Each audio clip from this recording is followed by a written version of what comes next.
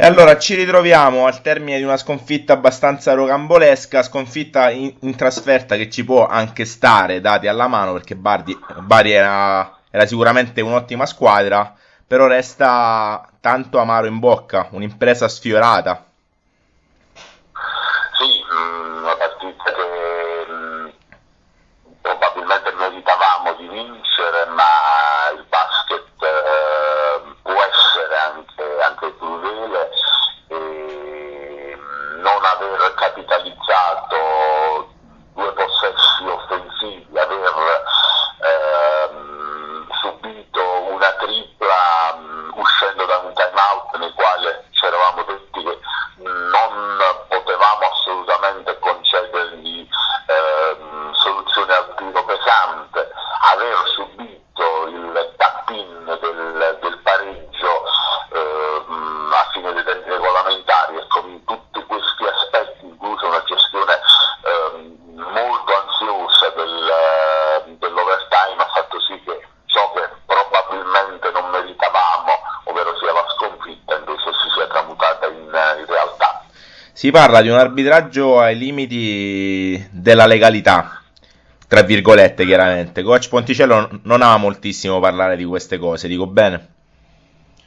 Sì, non lo faremo neanche questa volta, non è stato ancora caricato il video e probabilmente potremmo vederlo solo la settimana prossima, insomma dopo il weekend pasquale. Lo guarderò con attenzione, come giustamente dicevi tu, neanche in questo caso derogherò dalla mia mentalità che mi impone, direi per un fatto etico innanzitutto, di guardare soltanto in casa mia e non in quella degli altri. Di sicuro le immagini, si sa, hanno un grande pregio e un grande difetto. Il pregio è quello che non possono mentire, sono sempre veritiere. Il grosso difetto è che a posteriori non ripagano nessuno di eventuali cose non corrette.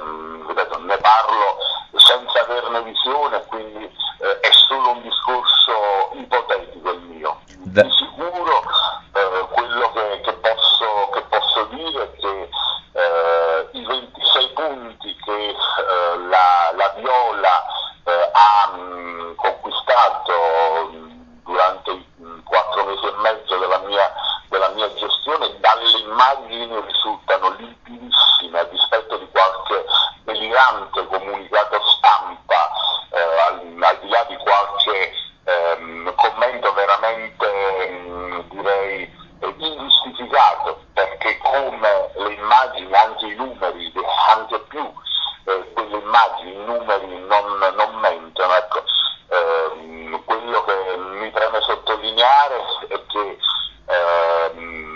noi guardiamo ai nostri errori, lo faremo con maggiore attenzione ancora nell'interpretare ciò che nel match di Bari non è andato per il verso giusto. Sarebbe ora che la si smettesse per una buona volta di speculare per fini puramente egoistici sulle vittorie della Viola, proprio perché la Viola non è assolutamente solita. Parlo innanzitutto per staff tecnico e per i giocatori, commentare alcunché che non sia le proprie prestazioni, e a questo punto direi che sarebbe ora che qualcheduno si adeguasse a questa che è una regola di buon senso. Il match di venerdì lo abbiamo perso noi, perché noi pensiamo così. Vorremmo che nessuno in futuro si permetta mai più di fare speculazioni quando il successo arriva alla Viola, perché i 26 punti, aggiungerei per carità anche i 2 conquistati a domenica,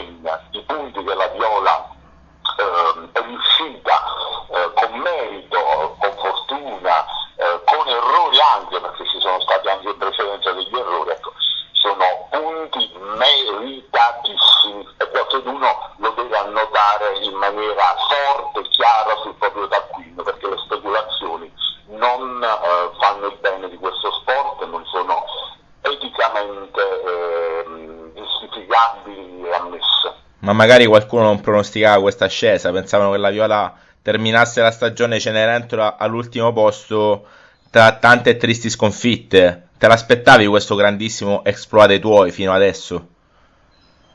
Me lo aspettavo perché io a novembre non sono arrivato a Reggio Calabria a caso, sono arrivato perché mi piaceva l'organico, mi piaceva il progetto, pensavo che ci fossero delle enormi potenzialità che risiedono nell'amore della città di Reggio riversa nel basket e che erano degli importanti, tutti questi aspetti sommati, degli importanti trampolini sui quali poggiare la risalita. Direi che però anche qui, guardando in maniera molto molto concreta, bisogna guardarsi più avanti che non indietro, ovvero sia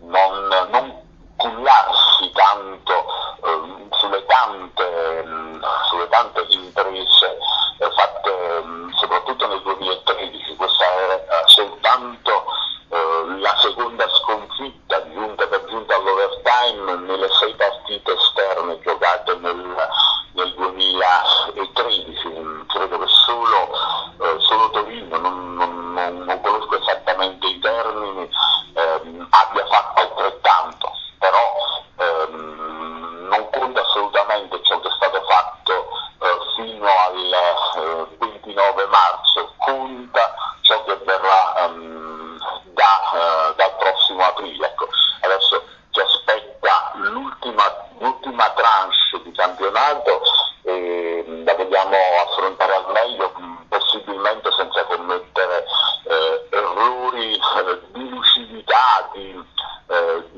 magari maturati dalla troppa voglia, perché un dato è sicuro che non separo in questo lo staff tecnico dalla squadra. Gli errori sono stati di tutti e io come allenatore me ne faccio assolutamente carico. Una cosa che dico spesso ai miei giocatori è che quando sbagliano un tiro debbono pensare immediatamente dopo a quel tiro sbagliato, che quel tiro lo ha preso Conticello e l'ha sbagliato Conticello, perché l'allenatore è importante che si faccia carico di tutto ciò. Ecco.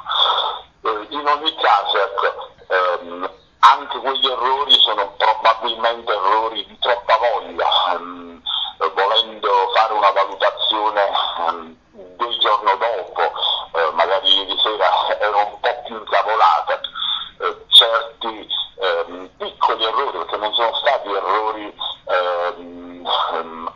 grossolani, altrimenti contro una squadra comunque dai grossi valori tecnici come Bari avremmo capitolato in maniera ben diversa da come poi è maturata.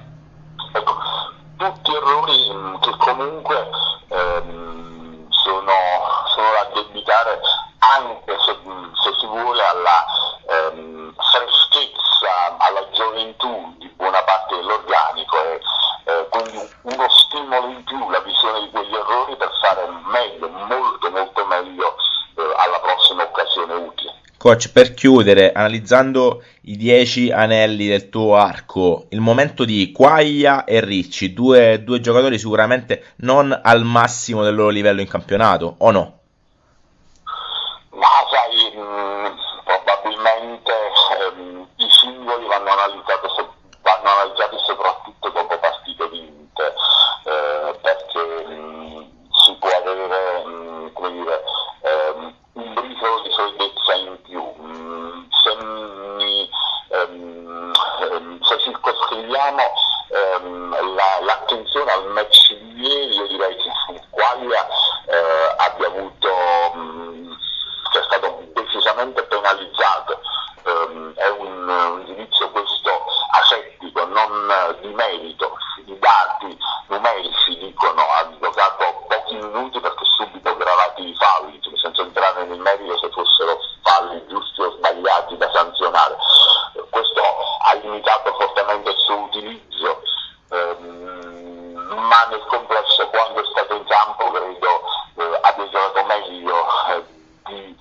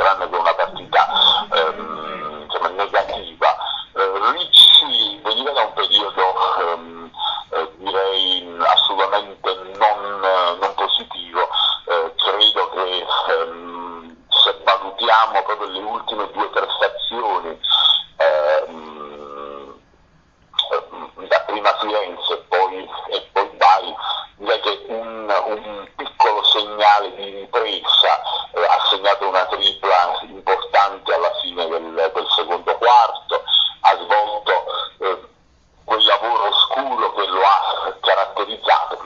Nel caso di Ricci direi che il calo, soprattutto nell'ultimo mese, sia da addebitare ad altri aspetti. Chiaramente non parliamo di un lungo, qualche problema fisico, lui ha un problema a un ginocchio, insomma sente un dolore, assolutamente posa sotto controllo, lo staff medico lo segue con attenzione, però qualche condizionamento l'ho avuto. È un giocatore del 92, alla prima stagione in un campionato strano, particolare come la DNA, anche qui per motivi diversi aiuti una certa alternanza di rendimento, purtroppo è inevitabile. Direi che come quaglia il match di ieri, per quanto dall'infausto finale, insomma, dimostri un passo in avanti, si vede l'alba, si vede la luce alla fine del tunnel. Coach, chiudiamo, ti facciamo tanti auguri di buona Pasqua e rinnoviamo l'appuntamento per domenica. E come ha detto il tuo playmaker Alessandro Piazza, speriamo di avere il Palabotteghelle sempre più pieno, sempre un passo in più.